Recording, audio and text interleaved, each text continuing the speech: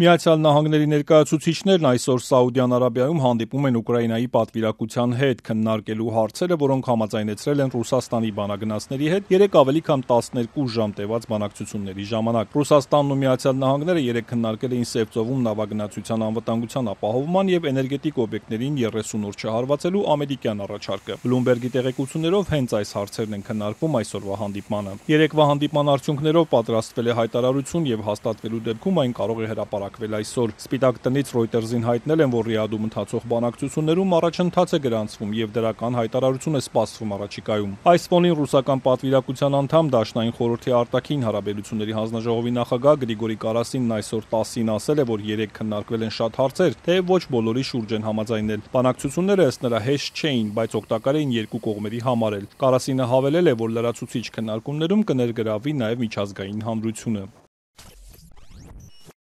Ամեն ինչ քննարկվել է, կշարունակենք դա անել ներգրավելով միջազգային հանրությանը, առաջին հերթին ՄԱԿ-ին եւ առանձին երկրների։ Ընդհանուր առմամբ կառուցողական երկխոսության տպավորություն ունեմ, ինչը հարկավոր է եւ անհրաժեշտ։ Դրանով հետաքրքրված են նաեւ ամերիկացիները։ Կրեմլի խոսնակ Դմիտրի Պեսկովն իր հերթին ասել է, որ Ռիադում անցկացված բանակցությունները տեխնիկական բնույթի են եւ դրանց բովանդակությունը չի հրապարակվի։ Միացյալ Նահանգների նախագահը երեկ հայտարարել է, թե ակնկալում է, որ շուտով կստորագրվի Ուկրաինայի օգտակար հանածոների համատեղ շահագործման գործարքը, թեև դեռ վերջնական որոշում չկա։ Դոնալդ Թրամփը նշել է, թե ինչ է այս պահին քննարկվում։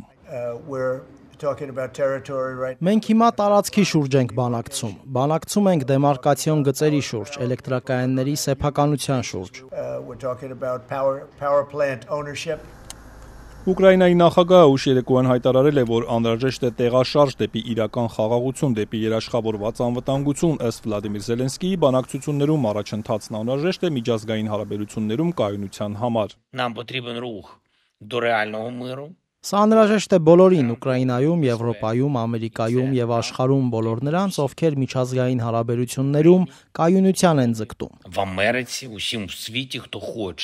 Ուկրաինայի արտգործնախարարը հայտարարել է, որ Մոսկվան մի կողմից խոսում է խաղաղության մասին, իսկ մյուս կողմից հարվածում խաղաղ բնակչությանը։ Անդրեյ Սիբիգան ասել է, որ մեջբերում եմ խաղաղության մասին դատարկ հայտարարություններ անելու փոխարեն Ռուսաստանը պետք է դադարեցնի ուկրաինական քաղաքները ռմբակոծելն ու խաղաղ բնակչության դեմ պատերազմը։ ԱՄՆ-ում Ուկրաինայի դեսպանն իր հերթին ասել է, որ Ուկրաինան անվերապահորեն աջակցում է ամբողջական հրադադարի գաղափարը։ Մենք լիովին սատարում ենք դրան, մեզ անհրաժեշտ է, որ Ռուսաստանը դրան համաձայնի, ասել է Օքսանա Մարկարովան։ Ուկրաինայի Գերագույն Ռադայի պատգամավոր Ալեքսանդր Մերեշկոն հոռետես է հնարավոր հրադադար ձեռք բերելու հարցում պատգամավորն ազատությանն ասել է, որ նախագահ Պուտինը բանակցությունների ժամանակ կարծես թե կողմ է արտահայտվում հրադադարի, մինչդեռ իրականում նրա գործողությունները հակառակն են ապացուցում։ Նա հետևում է իր սովորական մոդելին, ասում է մի բան, անում է միանգամայն այլ բան։ Դրա վառապացույցն է այն, որ նա ենթադրաբար կարգադրում է դադարեցնել էներգետիկ ենթակառուցվածքներին հարվածները, սակայն մեկ ժամ անց սկսում է ինտենսիվ կերպով ռմբակոծել ուկրաինական քաղաքացիական օբյեկտները։ Ռուս-ամերիկյան բանակցությունների ընթացքում երեք Ռուսաստանն ու Ուկրաինան շարունակել են հարվածել միմյանց Լուգանսկում հրետանու հարվածից սպանվել է 2 լրագրող եւ նրանց վարորդը, ինչի համար Մոսկվան մեղադրել է Կիևին։ Ռուսական հրթիռի հարվածից Սումիում վիրավորների թիվը հասել է 100-ի, հարձակումները շարունակվել են նաեւ այսօր։ Սասուն Խաչատրյան, Ազատություն ռադիոկայան, Երևան։